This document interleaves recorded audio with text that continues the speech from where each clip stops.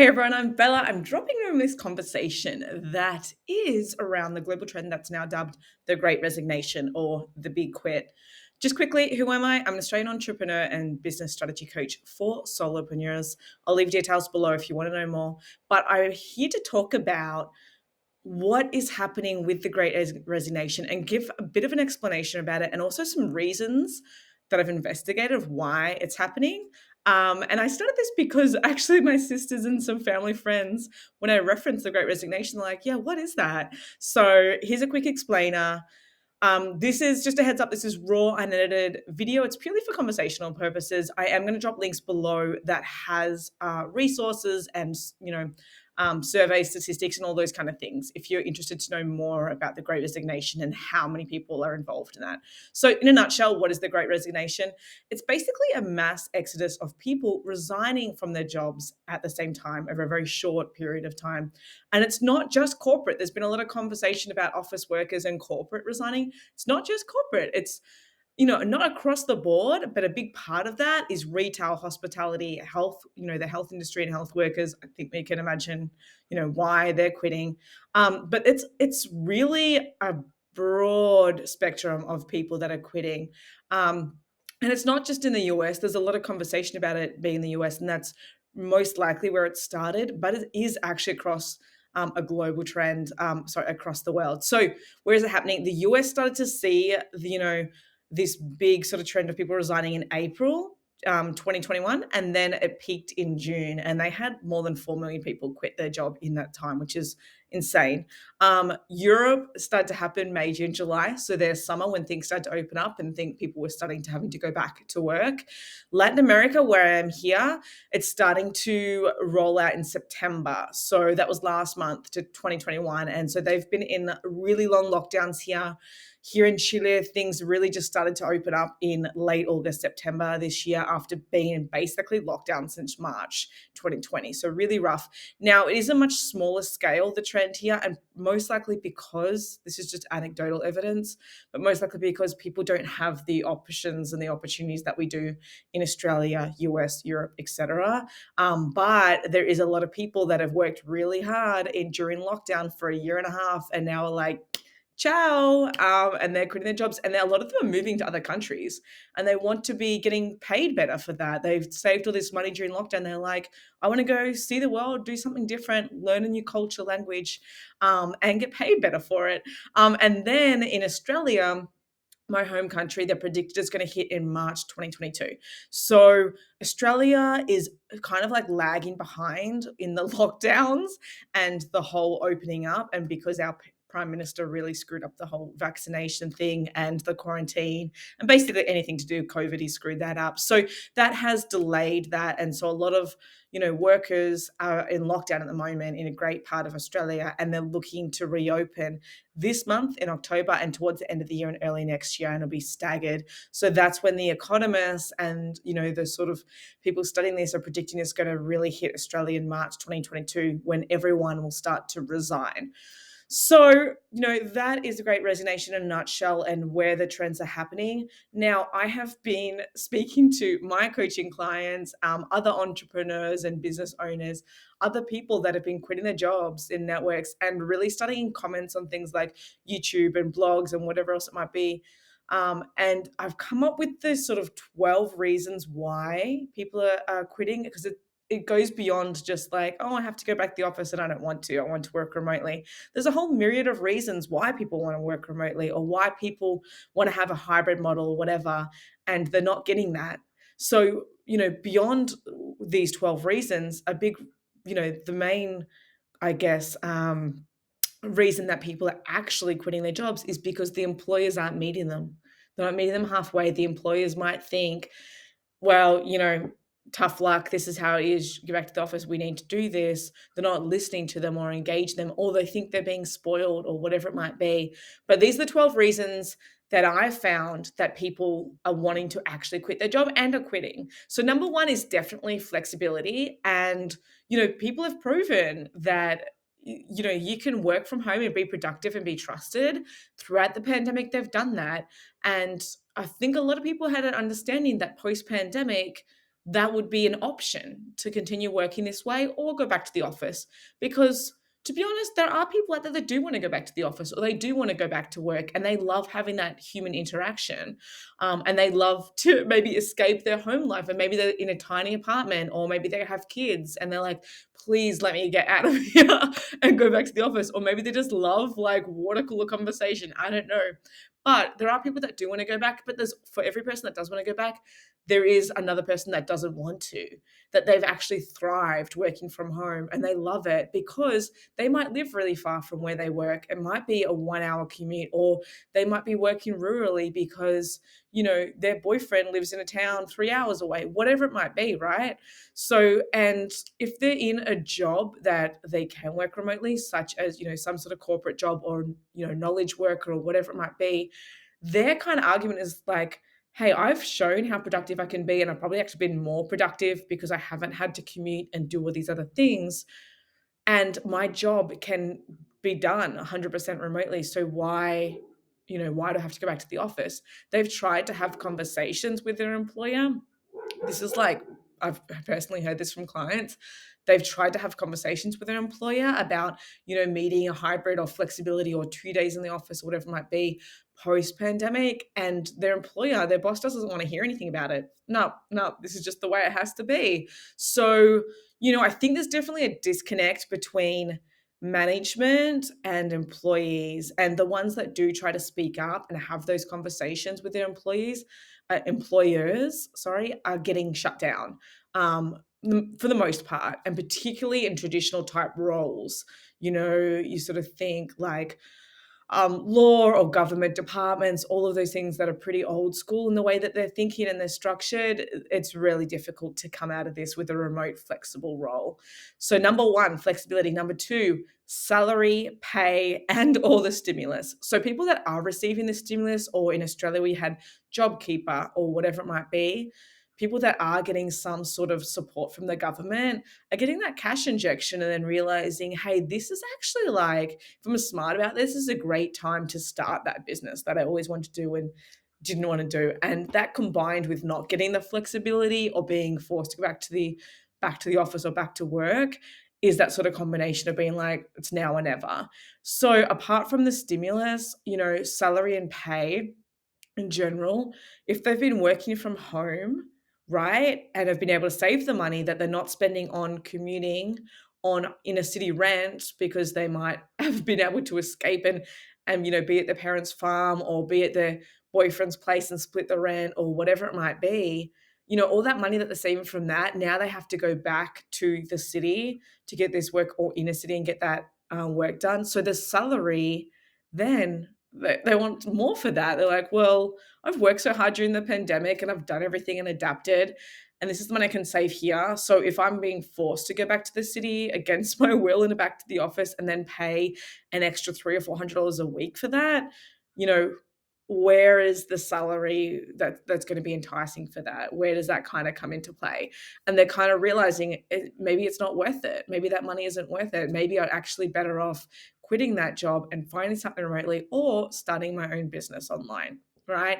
Number three, growth opportunity. So, I think COVID has been a profound moment for most people, and you've learned a lot of, we learned a lot about ourselves and have realized that, hey, health, learning, growth, development is really actually important, and we're not prioritizing that enough. So people that are finding themselves with companies that are still expecting them daily grind, do this, blah, blah, blah, and not giving them those growth opportunities, not listening to them as a human, that's prompting them to be like, yeah, ciao, I'm going to find something better, or at least something that makes me feel better and, lets me tap into something I'm passionate about, or, for an employer that actually wants to hear my ideas or whatever it might be and help me grow my career, and not just be like daily grind, got to do this work. I may or may not get promoted in the next 3 years, even though I'm like working my butt off. So that's the different things there. The number four reason, prioritizing health, family, and your values over work life. And I think people are really realizing that for far too long. We've been like work before life, even without realizing it. And that is definitely a cultural, structural thing coming down. And during COVID, people might have known people that have passed away or been gravely ill or had COVID themselves, and kind of had that scare factor, that shock factor, being like, hey, life's too short to be just like working my butt off all this time and not actually going out and doing things, not taking care of my health, not being able to spend good quality time with family and friends because they're far away or because I'm working long hours, not being able to travel and see the world and really do things and experience things that are important. So priorities is number 4, and that's a really big one. And I don't know how employers are going to address that, especially if they're making people go back and work the 9 to 5 or be in their place of work or whatever, and not be able to give that opportunity of traveling or spending more time with family or friends or whatever. But flex hours and working remotely definitely helps with that. So it's something employers need to think about. Number 5, purpose and impact. So hearing a lot of people saying that they're realizing, hey, I want to do something that I actually enjoy, or I want to contribute to something in the world. So COVID aside, during the pandemic, there's been a lot of social impact things happening. And just things with climate change and with racism and with just all the way that the things, the world is changing and moving, and people are realizing, hey, I'm kind of really done with the whole, oh yeah, no, but this is how it is, and blah blah blah, and slow progress. Feminism as well. In Australia, we had some really awful stories come out and situations come out of the pandemic that has made us realize, hey, that rape culture, that sexist sort of mentality is still very well alive in Australia, and that's as a first world country. So all these other countries that are experiencing that too on their own level, and so people now want to be doing something that sort of fulfills their purpose, that creates an impact, something that they enjoy, that they're passionate about. And so that's number 5 reason that's coming up there. Number 6, no more suits and skirts. So not having to dress up and, for women, put on makeup and your skirt and your heel and whatever it might be. And for guys, like uncomfortable suits, and whatever, and shaving, maybe. I imagine they don't want to shave. They haven't had to do that during the pandemic. Just little things like that. Like me personally, so I quit corporate 5 years ago, even though I loved my job and it was a great office and I had a great boss.